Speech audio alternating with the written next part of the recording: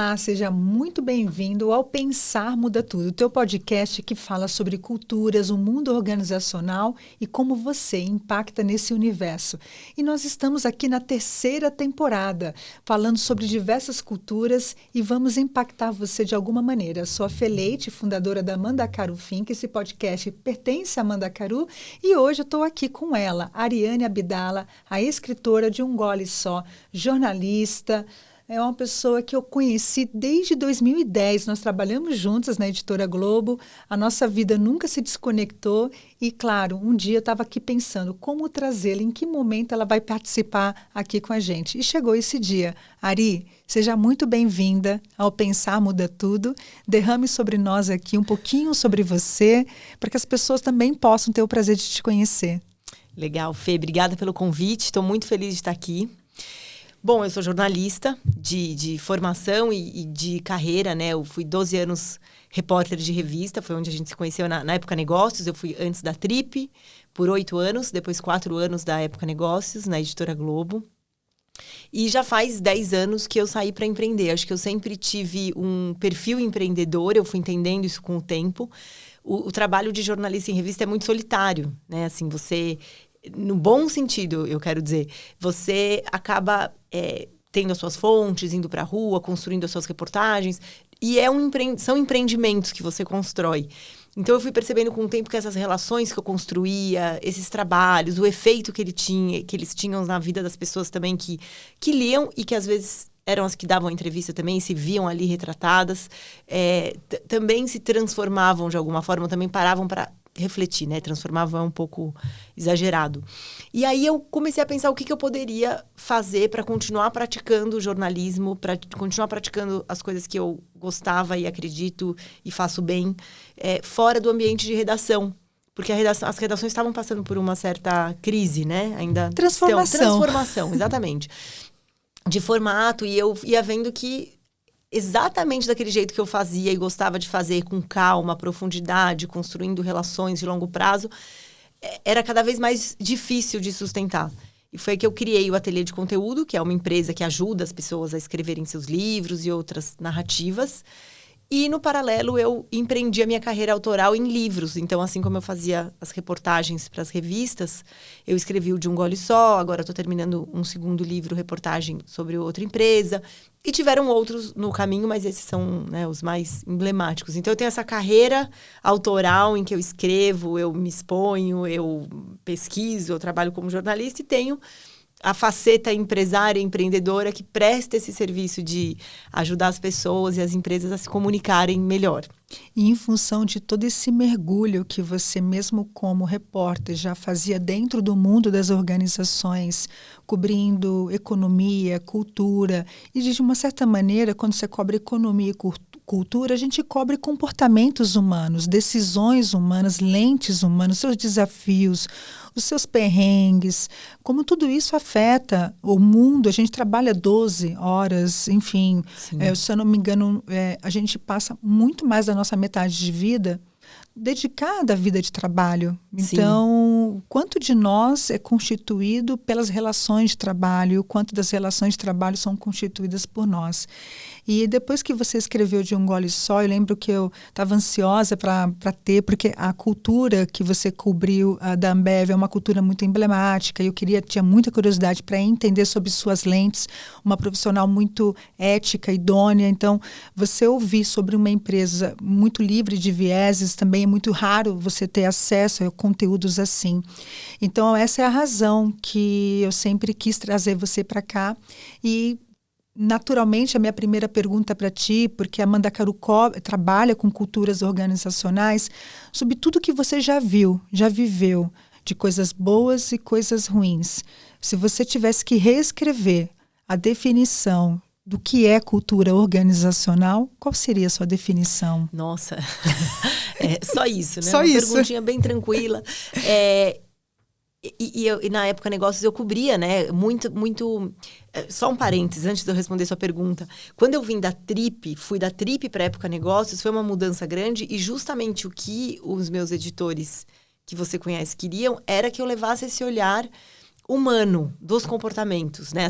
Foi assim que eu traduzi o que eu entendi do convite. Então, eu fui para as empresas e aí eu logo entendi que isso se chamava, assim, o conjunto desses comportamentos era cultura organizacional, né? Era como as pessoas existiam ou como vazava os comportamentos, as crenças. Então, eu, enfim, falei uma coisa aqui meio confusa, mas um pouco para te falar que esse meu olhar para a cultura assim, vem do ser humano, né? Assim, eu entendo que cultura é uma soma de seres humanos. Mas, e sempre que eu falo sobre cultura organizacional, ou quando eu ajudo as empresas a escreverem coisas ligadas à sua cultura organizacional, eu penso, né? Qual é essa definição? Assim, o que é? Eu acho que não tem como falar disso sem falar de liderança, mas não de liderança executiva. Liderança do fundador. Eu acho que a cultura de uma empresa está muito ligada ao seu fundador. E ao propósito. E aí, não essa palavra desgastada, que passou a se desgastar, usada muitas vezes, né, no ambiente corporativo, mas assim, o seu propósito mesmo. Assim, para que ela serve o mundo? Né? Quando, por exemplo, quem inventou a faca? Que necessidade ela estava percebendo ali? Exato. Então, eu vejo que quando isso é muito claro e muito genuíno, isso cria uma cultura mais forte, né? Assim, tem mais raízes. Eu acho que a cultura, ela é uma expressão desses valores, desse propósito, da forma de fazer. Desse querer. Mas é interessante, né, quando você fala isso, Ari, porque quando nós entramos numa organização e as pessoas contratam, a gente quer transformar a cultura, a gente quer melhorar a nossa cultura. Eu falo que a cultura já está lá. Uhum. Não existe uma implantação cultural. Não venho com um kit de enxoval. Olha, qual cultura você quer? Que cultura, né? Um cardápio, assim, né? Um pedido. Ela já existe. Talvez você não esteja feliz com a forma com que ela está nesse momento. E a primeira pergunta, que é difícil para lideranças fundadores ou quem está a primeira liderança da organização, por qual razão você existe? Uhum. Às vezes a pessoa não sabe responder nem por que razão ela já existe. Uhum. E se ela estiver em crise com ela mesma, essa pessoa que é o fundador, que é a primeira liderança da empresa, não sabe nem mais por que eu existo, com certeza isso vai espelhar e vai projetar dentro dessa cultura organizacional. Então, nesse entendimento, você acredita que pelo menos uma cultura pode ser transformada? Você viu, acompanhando, as suas relações são longitudinais. É o teu tipo de jornalismo, a forma com que você escolheu trabalhar. São longitudinais. Então, você acompanha histórias de empresas. Uma cultura pode evoluir, pode ser transformada e pode ser destruída também? Eu acredito que sim, mas que não é fácil, como me parece que muitas pessoas pensam que é. Eu acredito que ela pode ser transformada se houver uma transformação na forma do fundador se comunicar, talvez. Porque, assim, não basta ele ter um propósito claro, ele ou ela, e não saber, não conseguir passar isso de uma maneira clara para as pessoas. A formação de líderes, o fundador, ele tem que também saber gerir, também saber comunicar aquilo, porque senão a empresa vai morrer com ele. Ela pode ter uma cultura forte por um período. Mas, e aí, se digamos que a cultura está ali, evidente, existe uma cultura clara, e que querem que ela seja transformada. Você precisa transformar as pessoas. Talvez você precise... À medida em que um fundador evolui, eu acredito que a empresa pode evoluir com ela, porque eu não acredito que é de fora para dentro. Não. Eu não acredito que você fala assim, eu quero ser... É como a gente, né? Você fala assim, eu quero ser uma pessoa metódica. Mas se você é uma pessoa completamente desorganizada, provavelmente você não vai se tornar uma pessoa tão metódica quanto alguém que tem essa característica base. Mas você pode melhorar, a gente se transforma. Para mim, a cultura, ela é reflexo. Ela não é... ela é consequência, ela não é causa. Então, eu só acredito na transformação da cultura por meio da transformação e da evolução das pessoas. E destruir da mesma coisa. Eu acho que se você... se uma cultura ela fica abandonada, se você não tem uma liderança ancorada nesses valores, nesses princípios que foram gerados na fundação da empresa, se você estão só executando coisas, ou se não existe liderança, aquelas empresas que às vezes... não tem um líder forte que passa a mensagem. Eu acredito que esse vácuo, ou essa confusão de valores, a falta de direção, a falta de propósito, tudo isso destrói. Ou, por exemplo, o que eu falei no começo, às vezes um fundador não está mais aqui, a empresa automaticamente, e essa a cultura é uma grande destruída. crise que eu vejo, principalmente em empresas familiares. A gente vai ter um episódio só para falar de empresas familiares. Que legal. Quando a gente tem um fundador e esse fundador não consegue ao longo, às vezes a empresa é até longínqua, tem 40 anos, o tempo de vida produtiva dessa pessoa, mas ela não conseguiu constituir nos seus filhos ou em outras pessoas o legado, que é uma grande dor dessa pessoa, porque ele tinha um propósito que era nobre naquele momento, mas as pessoas não se conectaram com essa nobreza, ou enfim, querem outras coisas. Eu vejo que quando a gente fala em empresas familiares, essa é uma grande dor. Como é que eu faço com que o meu propósito se torne propósito também para mais pessoas? E passa muito pela comunicação, né? Porque às vezes a pessoa quer comunicar, ela acha que está comunicando e está chegando completamente diferente nas outras pessoas.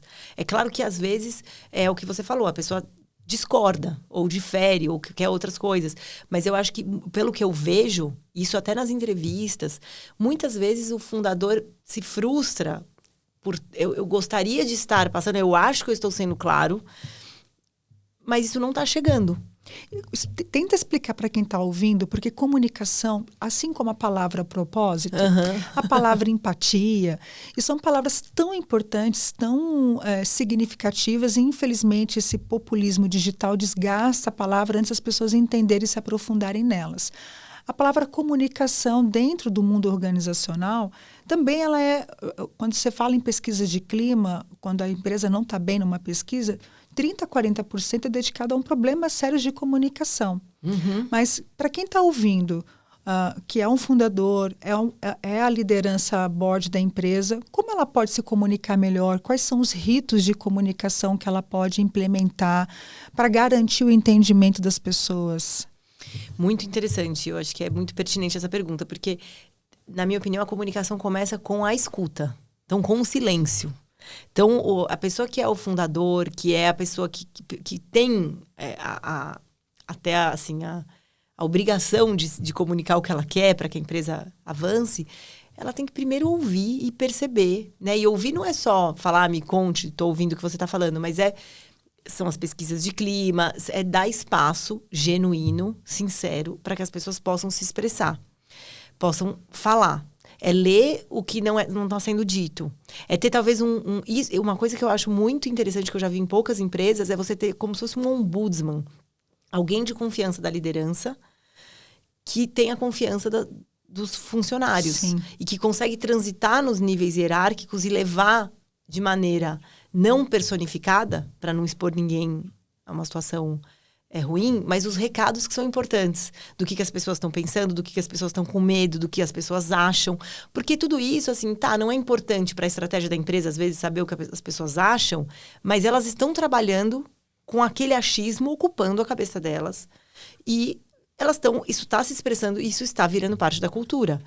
Então, eu acho que é muito importante ter um espaço real em que as pessoas possam se expressar, não necessariamente diretamente para o líder principal, mas que esses recados cheguem. E a partir disso, porque quando você fala em comunicar, você endereçando, né? Porque quando você fala em comunicar, você precisa entender o que o outro está entendendo, o que o outro não está entendendo do que você quer passar.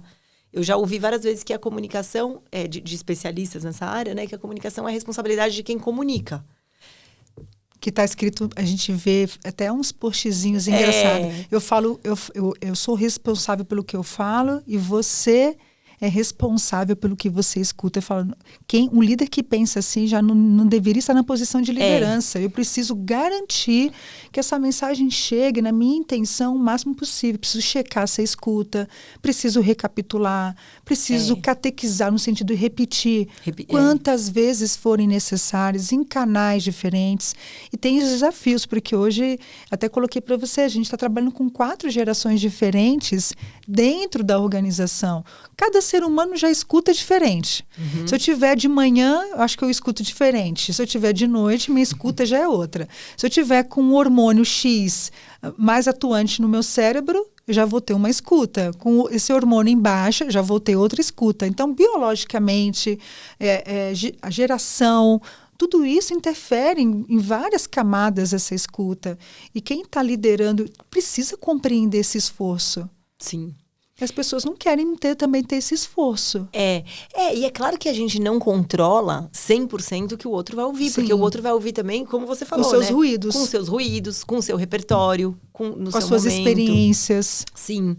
Agora, é o que você falou, assim, eu acho que a gente tem que fazer tudo que está ao nosso alcance para que você durma com a cabeça tranquila que você fez tudo, você checou, você tentou perceber nas entrelinhas. Eu falo isso porque isso é o mais difícil, né, nas empresas, porque são rituais, né, como você falou. Como é que você vai criar um ritual em que você vai ouvir o que não está sendo falado? É difícil, mas então passa pelo ser humano, passa pela postura sincera de quem fundou e de quem vê esse exemplo, porque se a pessoa que fundou tem essa abertura, provavelmente ela vai passar isso nas reuniões, informalmente, também, além dos canais formais, para sua liderança, que vai passando. E eu acho que isso é o mais importante, assim, você ter pessoas na empresa que consigam falar quando elas não entenderam, ou quando elas não estão de acordo, quando elas não acreditam. Discordar. E isso é uma coisa que eu sempre ouvi dos CEOs que eu conversava, que um dos maiores problemas era só receber notícia boa. Mas alguma modelagem aconteceu durante esse processo, porque quando eu faço a consultoria para fazer um diagnóstico, para tentar entender se essa cultura tem um percentual de entropia, que a gente fala de medo dentro dessa organização, aconteceram fatos e dados ou não foram esclarecidos fatos e dados, e eu falo, né, o espaço vazio, ele é perfeito para o preenchimento do imaginário humano. E as pessoas nunca vão preencher com o que é bom. A natureza humana, ela tem a tendência, a amígdala do cérebro, ela tem alguma coisa de errado acontecendo. Eu lembraria uma coisa muito boba, numa outra empresa, eu passava com, acho que eu já falei isso aqui já, passava com um envelope pardo, lembra? Não existe mais, mas assim, branco e pardo. E eu não tinha percebido que quando a gente ia promover alguém, a gente colocava uma cartinha num envelope branco. E quando a gente ia desligar, ia no envelope. Gente, era totalmente intuitivo, não era um processo, não era um procedimento. Acho que o envelope pardo eu queria que cobrisse mais a informação do desligamento, que é uma informação mais cuidadosa, mais impactante. Mas as pessoas já perceberam esse código. Rapidamente, as pessoas fazem leituras mais rápidas do que você. Então, quando eu ia com uma pessoa até uma sala, junto com o líder, dependendo da cor do envelope, as pessoas já sabiam o que ia acontecer. Gente! Então, quando as pessoas vinham na minha mesa um envelope pardo, na semana, já criava-se uma angústia, já se criava uma tensão da qual eu não percebia, eu não sabia. E eu sou uma pessoa de pessoas, sou psicóloga, então assim, existem coisas que fogem aos nossos olhos. E o ser humano, ele tem o cérebro, ele vai buscando padrões para poder explicar a realidade para ela e ela se sentir, eu vou fugir ou vou lutar, que é o instinto, é fuga ou luta nessa situação. Então, a cultura do medo hoje, das pesquisas de clima, das pesquisas de pulso, dos ambientes abertos, às vezes não é, você falou uma palavra que para mim, às vezes eles existem, são ritos reais, mas não são genuínos. Eu acho que esse é um ponto muito importante, porque se você fala assim, eu vou fazer isso porque tem que fazer, e eu vejo muita empresa com essa postura, né? Eu vou fazer isso porque tem que fazer, ou porque tá na moda fazer, ou porque eu tenho que evitar problemas. Isso não se sustenta, porque as pessoas sabem, sentem. E eu acho que os problemas estão justamente no que foge aos rituais, né? Ao que você não sabe que tem. Porque se você... é o que você falou, quando você sabe que tem um problema ali, você vai tratar. Se tá vazio, você preenche de qualquer coisa, isso passa embaixo do radar. Então, eu concordo. E eu não dá pra gente achar um culpado, né? Eu acho que é uma combinação de coisas. De responsáveis. Quem busca culpados não encontra nada. Porque todo mundo é muito bom em se esconder da culpa. Nós somos bons em esconder da nossa própria culpa. Então... Agora, responsáveis é a empresa que realmente está querendo resolver. Olha, erramos, não fizemos isso corretamente. Eu acho que eu gosto muito, de empresas que assumem muito rapidamente os seus erros, primeiramente internamente. Olha, gente, falhamos, o planejamento não foi o melhor, esse sistema não é o melhor sistema, essa contratação não foi a melhor contratação, enfim, erramos. Acho que quando a primeira liderança fala de forma muito à vontade dos seus erros, dos seus acertos, mas principalmente, acho que vai deixando o outro mais à vontade. Poxa, se eles falam dos erros e as consequências são essas, são consequências tratáveis, eu também posso falar dos meus erros. Agora, se um fala do erro e de repente já desaparece, né, tipo, some do campo de visão das pessoas. Agora, Ari, como... Não coloquei essa pergunta para ti, peço desculpas assim, de te trazer, mas eu vejo que uma dor que as empresas têm hoje, como garantir cultura à distância. Com os modelos, né, híbridos, as pessoas morando em estados diferentes, sobre influências de temperaturas diferentes, porque até a temperatura afeta o teu comportamento. Você contrata uma pessoa de Pernambuco com uma pessoa do Sul, com uma empresa que está sediada, ó, às vezes sitiada também, sediada aqui em São Paulo, porque existe a cultura da influência do trânsito de São Paulo, de você ir para o happy hour, que tem, né, as cores, a paleta de cores, influencia o teu comportamento, e o teu comportamento vai lá fazer a conjuntura com a cultura. Mas agora a gente está multicultural, transcultural. E aí, como é que a gente faz? Essa é a pergunta também, eu acho que as empresas estão se fazendo de 1 milhão, de 1 trilhão. Porque as empresas estão, muita empresa voltando 100%, né?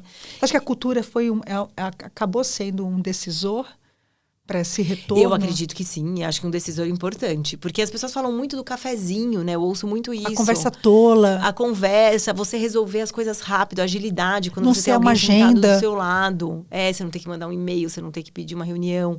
Eu acho que a interação social deixa a gente mais agradável. Não, né? Nos faz evoluir. Acho que a história da evolução humana é porque saímos da caverna. Sim. Existe a vivência do indivíduo em pequenos grupos para um grande coletivo. Isso nos trouxe grandes habilidades cognitivas, comportamentais, sociais e emocionais.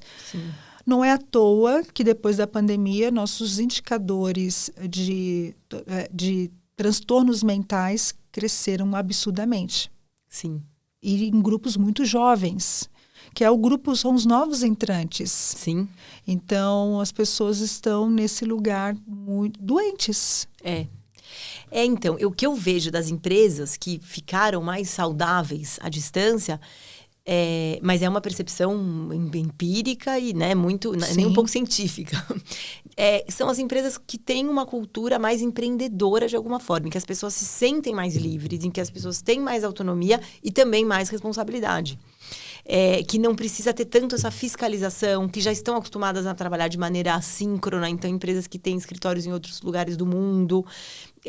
Eu acho que fica mais natural. Porque quando você tem uma cultura que você tem um chefe te olhando, você tem um monte de protocolo para seguir, o cafezinho é importante para você desopilar, porque aquele sistema tá muito é mais engessado. E aqui eu não estou fazendo uma crítica, tem gente que gosta desse ambiente e tudo, e que ele funciona. E eu também vi muitas lideranças falando que ficam inseguras de deixar as pessoas trabalhando em casa e elas não conseguirem ser tão produtivas quanto elas seriam no escritório. Assim como eu ouvi pessoas dizendo que são mais ou menos produtivas, isso é muito, muito individual. Então, eu acredito que culturas que já são mais livres, em que as pessoas fazem seu próprio tempo, têm essa liberdade, algumas até já tinham um dia de home office ou algumas situações, essas me parecem... Eu acho que também tem um pouquinho do ramo de atividade também. Também, com certeza. Por exemplo, eu tenho um cliente que ele fala, a gente tem um compromisso em contrato que o nosso sistema não sai do ar e que ele sempre terá um atendimento. É uma empresa de finanças, de investimento. Então, a pessoa cai energia. Em São Paulo, cai energia como se cai, né? Assim. E a pessoa está em casa, ela não tem gerador. Então, não é possível garantir para a empresa, as pessoas em home office, fazer a mesma entrega, porque o sistema desaparece, eu paro de falar com essa pessoa, me desconecto dessa pessoa, essa pessoa se desconecta desse ecossistema. E isso coloca em risco a informação, o negócio e a entrega. E, como um médico, por exemplo, ele não pode trabalhar em home office. Você quer que ele te atenda presencialmente. Até as consultas de teleconsultas são boas para algumas situações. Você sabe, poxa, isso aqui dá para ser uma teleconsulta, isso aqui não dá para ser uma teleconsulta. Inclusive, eu estava falando com os médicos, como é que tem sido esse mundo digital para eles? Olha, é muito complicado, que as pessoas agora mandam foto dos seus sintomas para a gente pelo WhatsApp. O pediatra falou assim, eu recebo foto de cocô o dia inteiro, né? A pediatra está incluída nesse grupo. Manda vídeo e fotos. Ele falou assim, e ele fala, às vezes eu estou jantando, né? Às vezes eu não queria receber essa foto, né? E ele fala, não há mais limites entre o consultório, entre o meu celular e a minha vida pessoal e profissional. Então, há um feedback aí para você. Não, mas eu perguntei se eu podia antes. Eles não têm como dizer não, mas pra gente... Mas eu fiz uma... Só para... Eu fiz uma entrevista com alguns pediatras, né, jornalista, para escolher o que estava mais alinhado com a minha cultura, com as minhas necessidades. Brincando. Eu falei com 4 ou 5. E eu falava, olha, para mim é muito importante falar pelo WhatsApp. Eu entendo que para você talvez não seja viável. Boa. Mas a minha falou, pode mandar. E eu confio que a pessoa vai ver no seu tempo. Se for urgente, eu ligo. Mas olha que interessante, você falou uma coisa que me deu um insight. Você pesquisou o que era aderente aos seus valores. A gente também pode fazer uma pesquisa de culturas que são aderentes para nós. Eu acho que isso nunca foi uma questão. A gente olhava cargo, salário, carreira, proteção de longevidade. A empresa também olhava para as pessoas se ela se enquadrava com o papel, com o cargo. Hoje se fala em fit cultural do olhar da empresa. Mas nós também podemos entender que cultura para a gente aderente não é. Acho que devemos. Eu acho super importante, porque até na minha empresa, na empresa que eu criei, eu sempre faço questão de comunicar tudo que eu posso sobre a cultura, tudo aquilo que eu acredito que foge um pouco do que talvez a pessoa espere do mercado, porque eu acho muito importante. Porque no fim é o como você vai fazer, é o como você vai passar o dia. E é isso, não tem certo e errado. Talvez para alguns, o meu comportamento, para alguns pediatras, o meu comportamento é inaceitável. Sim. E eu respeito isso. Mas para mim, eu tenho necessidades, eu já me conheço, né? O autoconhecimento te ajuda a entender assim, quais são os seus limites, suas necessidades. E isso que a gente estava falando da comunicação, né? Você saber comunicar. O que você precisa, o que é aceitável e o que é intolerável. Olha, aqui não funciona. Aqui é como uma relação a dois. Eu quero que funcione assim, porque isso me faz feliz. E essas coisas, caso venham a acontecer, não funcionam para mim. Porque acho que esse contrato, eu falo muito para a liderança e para a empresa estabelecer os seus contratos. O que na nossa relação eu tenho expectativa que aconteça, o que eu não tenho expectativa que aconteça, porque dentro dessa cultura não vai funcionar. E aí você não está dizendo que a pessoa não pode fazer, que a pessoa está errada. Não. Mas você está contando... essa conversa, eu acho ela muito madura, porque você fala de você, da empresa, das pessoas, das suas necessidades, das suas expectativas, sem impor, né? Às vezes a gente fala, não, eu preciso me impor. Eu acho que é muito mais sobre expor. Você expor o que você pensa, você ter a coragem de ouvir o que o outro pensa e você chegar num consenso ou não. Mas sem levar para o pessoal, né? Sem precisar impor o seu modo.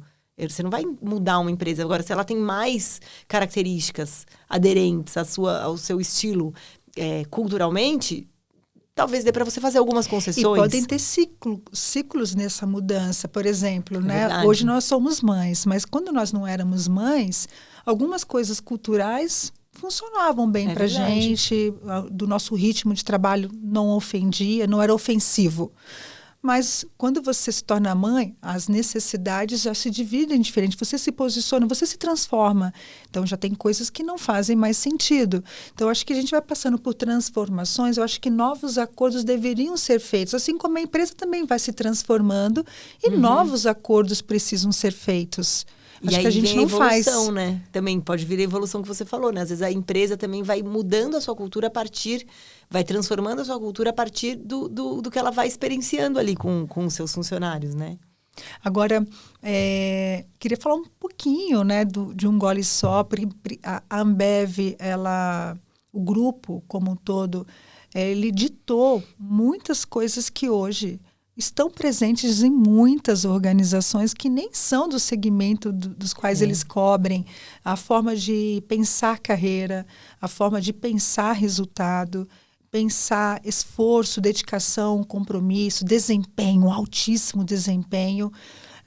A gente vê hoje até algumas empresas e pessoas tentando ir na contramão dessa realidade, mas se viu muito isso ditado pela Ambev. A Ambev foi uma grande escola para lideranças, mesmo pessoas que nunca entraram lá, nunca participaram da cultura, foram afetados por a cultura dessa empresa. É verdade. Como é que você explica esse fenômeno? De que maneira a gente foi tão influenciado por uma cultura organizacional sem jamais ter trabalhado nela? Eu acho que o jeito que eles fazem as coisas, e aí voltando até para a coisa do propósito da empresa, nas minhas palavras, no meu entendimento, a Ambev é, acima de tudo, uma empresa que facilita o consumo, que tem esse propósito. Eu não lembro agora exatamente qual era a frase do propósito deles, mas tem a ver com isso, passa por isso, por estar nas ocasiões de consumo, mas não. Eu lembro que quando eu terminei o livro não tinha a palavra cerveja no propósito da empresa. E eu fui entendendo que a Ambev, assim, qualquer coisa que ela pegar, ela vai ter sucesso porque ela tem um método e um propósito de levar para o máximo possível de pessoas que é muito poderoso. E ela criou um sistema para fazer isso, uma disciplina, uma coragem de fazer algumas coisas, uma coragem de se responsabilizar, de se arriscar. Seja, assim, para mim, mais evidente é nas aquisições, né? Comprou a Budweiser quando, assim, imagina você comprar a maior cervejaria do mundo, na maior crise econômica do mundo, nos Estados Unidos, assim, tem uma coragem, tem uma exposição, uma ousadia que traz também os seus frutos, né? Eu conversava, antes de eu escrever o livro, eu conversava com muita gente, pela época negócios, de pessoas que ficavam, que tentavam reproduzir a cultura da Ambev, ou que tinham sido contratadas para isso, às vezes ex-funcionários, às vezes não, né?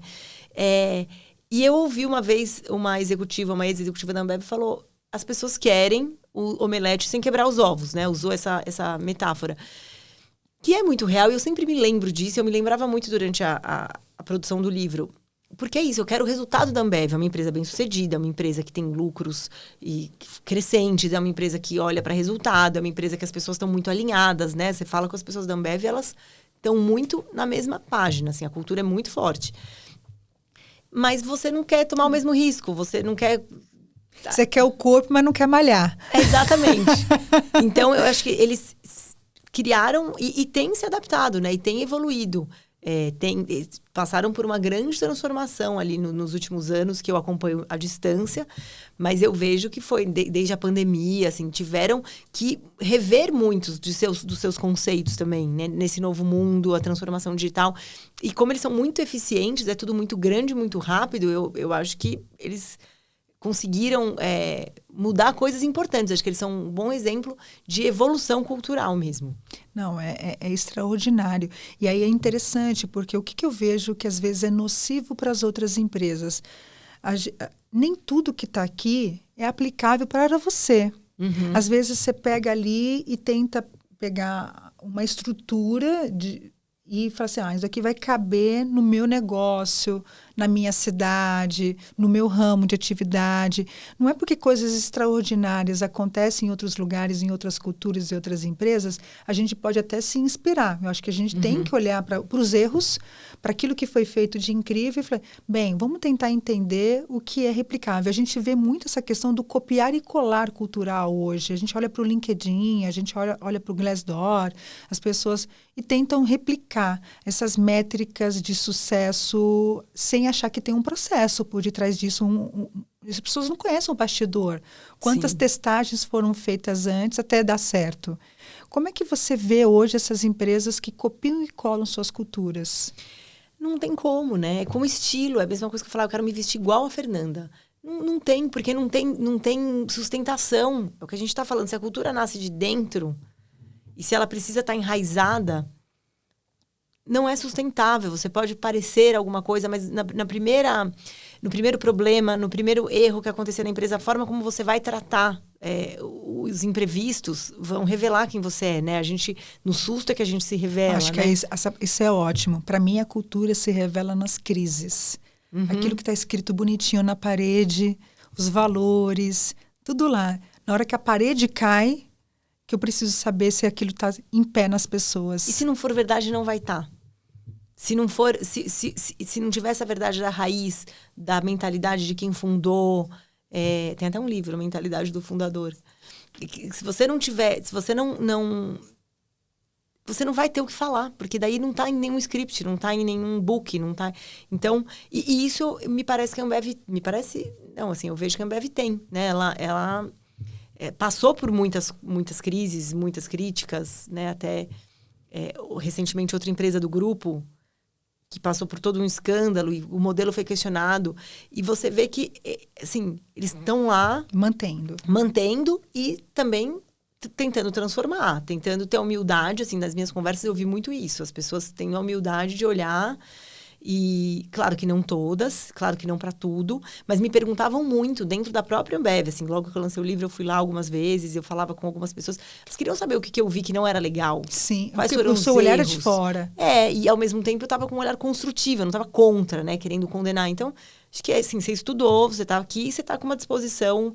Você fez um trabalho de consultoria, você tinha um repertório de consultoria ali, né? Riquíssimo na sua mão. Era bem rico, Falei com bastante gente de dentro, de fora, né? Então eu tentei entender a história por todos os lados. Eu queria muito estender essa conversa, porque eu vejo que essa conversa tem muitas frentes, mas tem algumas coisas que eu não posso deixar você embora sem perguntar. Nós estamos em 2025 com o IA totalmente presente na vida das pessoas e presente dentro das organizações, mas ainda existem coisas que estão enraizadas, até mesmo nas pessoas que são da geração Z, dessa era industrial, do manda quem pode, obedece quem tem juízo. A gente falou um pouquinho da cultura do medo. O quanto que você vê, o quanto que você sente a presença da era industrial no mundo hoje, em startups, em fintechs, empresas que são extremamente modernas, mas que ainda existem características dessa era industrial? Eu não saberia quantificar, mas assim, eu acho que está muito presente. Porque não é só nas empresas, né? No sistema todo que a gente vive, é no sistema escolar, é no sistema... E eu não estou falando isso também como crítica, porque eu também não sei, eu não estudei tudo isso, eu não tenho ideias melhores, né? Mas eu acho que assim, a nossa vida ela é muito organizada no sistema industrial. A gente se educa assim, a gente organiza o nosso dia assim. Acho que isso está... Claro que hoje isso está muito melhor. Acho que tem muito mais formas de viver. E tem coisas boas também que foram de lá. Tem, mas é isso. Acho que a gente deveria se conectar, por exemplo, com a disciplina. A disciplina é algo que me agrada muito. Agora, a disciplina verdadeira, que eu acredito, ela é uma disciplina pelo amor. Ela é uma disciplina de autodisciplina. Ela não é... Agora, até você chegar nesse estágio, quando você é criança ou quando você está... Assim, a gente tem que aprender a viver em sociedade. Então, eu acho que esses limites, eles são muito... nuançados, assim, a gente vai ter... Eles não estão claros. Não estão claros. Porque antes eram um pouco mais claros também, os limites, que até eram rígidos demais, e todo mundo quis derrubar todos os limites. Eu acho que tem horas que ficou tudo fazendo cada um do seu jeito, e eu acho que isso foi uma deficiência das empresas que foram para o home office. Tá, eu peço ou não peço, cobro ou não cobro, que é outra coisa. Você falou as pessoas querem resultados, querem atingir o que grandes companhias conseguiram, mas não querem passar pelo processo. Hoje, até para falar com as lideranças que estão nos ouvindo, a grande dor da liderança, como é que eu cobro resultado e engajamento de uma geração que qualquer coisa arde muito rápido, tudo inflama muito rápido.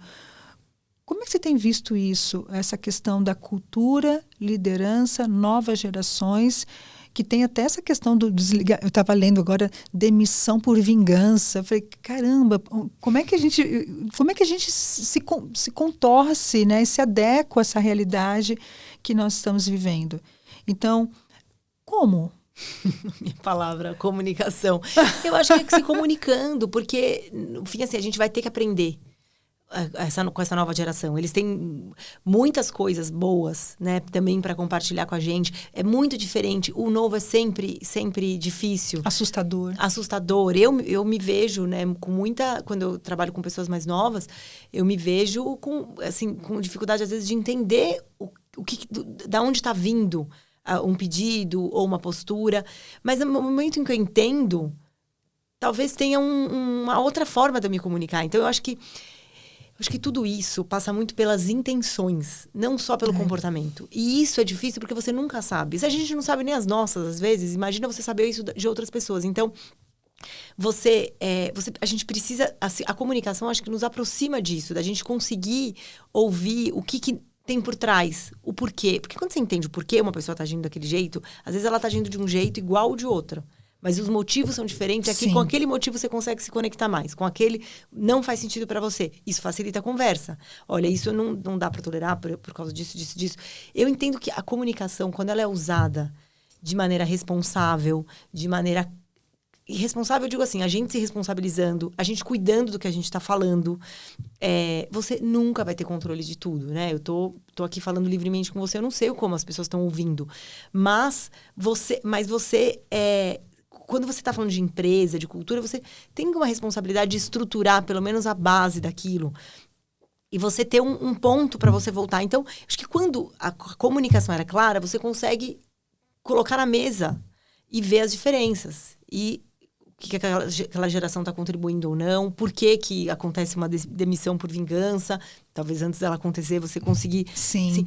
A comunicação, você colocar luz nas questões e identificar onde estão os problemas, as diferenças, os ruídos. Eu acredito nesse caminho, tá? Eu costumo falar... Não, eu achei lindo. E você falou a palavra amor nessa conversa. Carinho, acho que escuta, querer resolver, querer chegar num lugar melhor do que estamos hoje. Olha, reconhecemos que nossa relação, enquanto empresa, enquanto eu e você, não está no melhor lugar, mas queremos levar... Os dois estão intencionados, as duas partes estão intencionadas a levar para um lugar melhor. Acho que vem muito. E tem hora que também a gente tem que entender que ciclos se encerram.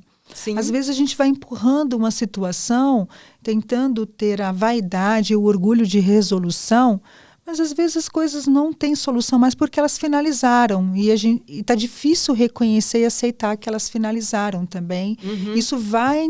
ficando nocivo para a cultura.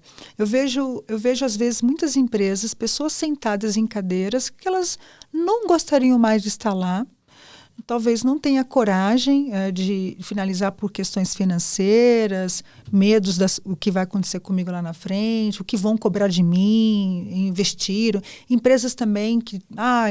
né? Então, e vai torturando. A gente chama de prisão psíquica, né? A gente vai ficando numa prisão psíquica e vai ofendendo as relações, os valores, a você mesmo. Eu falo muito, a gente tem que ir até onde não nos agrida. Tanto a empresa também, porque ela tem uma preservação do negócio e preservação das outras pessoas, da sua própria cultura, como eu também, o ser humano do outro lado. Faz sentido? Faz todo sentido. Eu acho que é exatamente isso. Porque você falou um ponto muito importante, que é o resultado, né? Eu aprendi, e foi com a yoga, com o autoconhecimento, com outras ferramentas, que o resultado, ele é o menos importante e é o que menos você controla. Agora, se você sabe por que você fez, mesmo que o resultado não seja o esperado, mesmo que o trabalho não tenha aquele sucesso, ou mesmo que ele seja mal interpretado, a dor é muito menor quando você sabe por que você fez. Quando você... Claro que a gente não quer nunca que o resultado não seja, e dependendo do resultado, é muito difícil de lidar. Mas eu acho que não tem outro caminho. A gente tem que cuidar do que a gente controla. E se responsabilizar, e enfim, tudo que a gente está falando. Fazer o melhor que você pode, com o que você tem. Eu acho que uma relação de trabalho, ou de qualquer relação, né? Mas essa de trabalho que a gente está falando, é honesto e é esperado e é desejável que você possa falar as coisas que são importantes para você. Se você não fala por medo que a relação acabe, você está deixando... A relação já acabou, talvez. A relação já acabou, exatamente. Eu acho que é isso. Exatamente.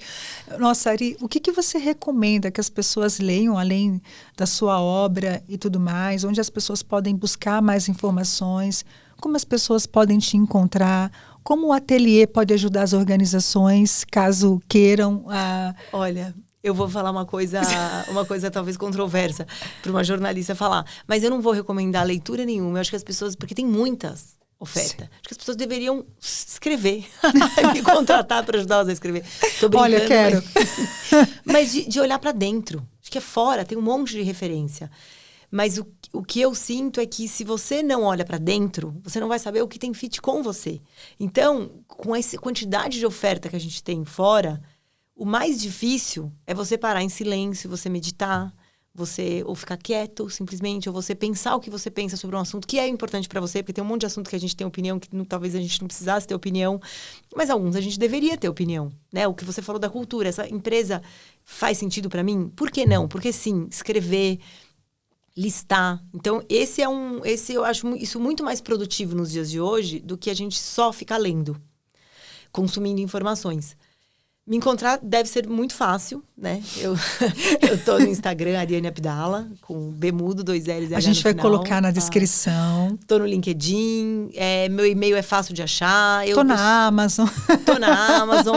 Eu gosto de ser uma pessoa acessível, assim, porque eu gosto de ouvir, né? O que estão pensando por aí, o jornalismo e o meu trabalho também com a empresa são... eu preciso das pessoas, assim, né? Eu gosto de interagir com as pessoas, então... Eu acho que todo mundo que passou aqui trazem contribuições e recomendações incríveis, mas essa foi diferente para todo mundo, e é desafiador, porque você parar e ficar em silêncio, eu acredito que hoje, eu como psicóloga, eu recomendo isso, às vezes, recomendo para as pessoas, é assustador, porque você ouvir o que você tem para dizer para você mesmo, você vai te rasgar por dentro, porque temos tantas coisas e nós não somos prioridade da gente mesmo. A gente não quer se ouvir porque sabemos a verdade. A verdade está realmente ali gritando e vai ser manifestado de uma forma ou de outra. Então, antes que ela se manifeste da pior maneira possível, o silêncio ainda vai ser sempre o melhor passo. É o mais difícil, mas é o melhor passo. Vou fazer uma sugestão de um livro que eu ouvindo eu fiquei, Escute Seu Silêncio, da Pétria Chaves, que é minha amiga, que a gente fez faculdade juntas. Ela é uma jornalista muito bem-sucedida da CBN. E ela tem esse livro, Escute Seu Silêncio, que fala muito disso, das entrevistas com pessoas, e talvez seja esse, o livro do silêncio. Boa, acho que essa foi a melhor recomendação. Primeiro, ficar em silêncio, se a gente não souber como fazer isso, busque no livro, para a gente aprender e meditar. Eu acho que a terapia ajuda a gente também a nos ouvir, tem tantos recursos. Bem, vocês ouviram uma pessoa que faz terapia há 20 anos, você falou, há 20 anos. Com 20 mesmo, né? Antes eram outros, uns 30 eu faço. Então, muito obrigada por você estar aqui. Eu espero que tenhamos outras razões para estarmos juntas novamente. Ela não contou o livro ainda, mas por uma questão ética, mas ela logo vai poder revelar qual é esse próximo livro, que vai ser também, acho que tão denso em termos de aprendizado quanto o Um Gole Só. E eu espero que você possa, por meio da tua escuta, estando nas organizações, que você possa contribuir para que essas empresas se curem. Eu vejo as empresas como pessoas. Elas têm sentimentos, têm dores, têm medos também, têm responsabilidades e têm sentimentos. Às vezes as empresas também precisam se escutar. Então, muito obrigada, Eri. Obrigada a você pela oportunidade. Foi ótima essa conversa. Ficaria aqui por horas. Então, eu falei para você que dá essa vontade, gente. Muito obrigada e até breve.